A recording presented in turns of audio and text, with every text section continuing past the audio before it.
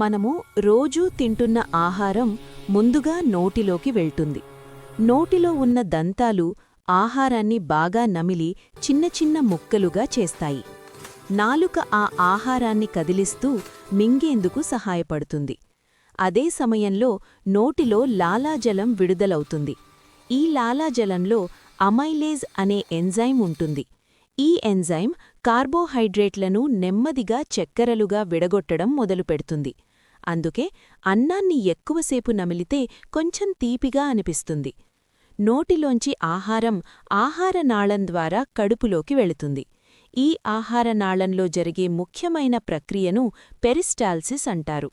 అంటే ఆహారనాళం కండరాలు వరుసగా కుదుస్తూ, విస్తరిస్తూ ఆహారాన్ని కిందికి తోస్తాయి. ఈ దశలో ఎలాంటి జీర్ణక్రియ జరగదు. కేవలం ఆహారం కడుపు వరకు ప్రయాణమే జరుగుతుంది. ఆహారం చేరిన తర్వాత కడుపులో అసలు జీర్ణక్రియ మొదలవుతుంది. కడుపులో హైడ్రోక్లోరిక్ ఆమ్లం విడుదలవుతుంది. ఈ ఆమ్లం ఆహారంలో ఉండే హానికరమైన బ్యాక్టీరియాను నశింపజేస్తుంది. అలాగే పెప్సిన్ అనే ఎంజైమ్ ప్రోటీన్లను చిన్న చిన్న ముక్కలుగా విడగొడుతుంది. కడుపు కండరాలు ఆహారాన్ని బాగా కలిపి, నలిపి గుజ్జులా మారుస్తాయి. ఈ గుజ్జుని చైమ్ అని అంటారు. కడుపు నుంచి ఈ చైమ్ చిన్నపేగులోకి వెళుతుంది. చిన్నపేగు 3 భాగాలుగా ఉంటుంది. అవి డ్యూడెనం, జీజునం, ఐలియం.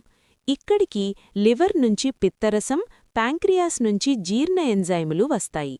పిత్తరసం కొవ్వును చిన్న బిందువులుగా విడదీస్తుంది. జీర్ణ ఎంజైమ్లు కార్బోహైడ్రేట్లు, ప్రోటీన్లు, కొవ్వులను పూర్తిగా జీర్ణం చేస్తాయి.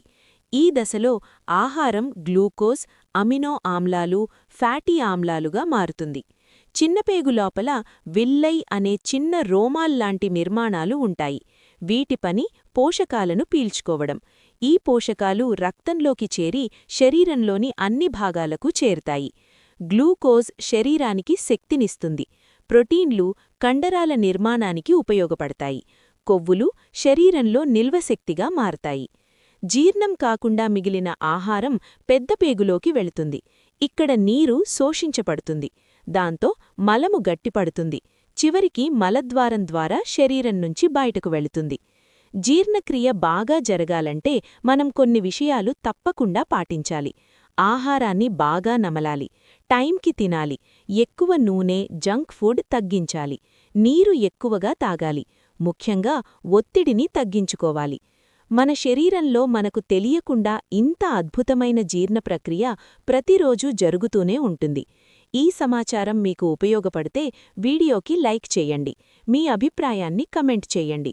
ఇంకా ఇలాంటి ఆరోగ్య సమాచారం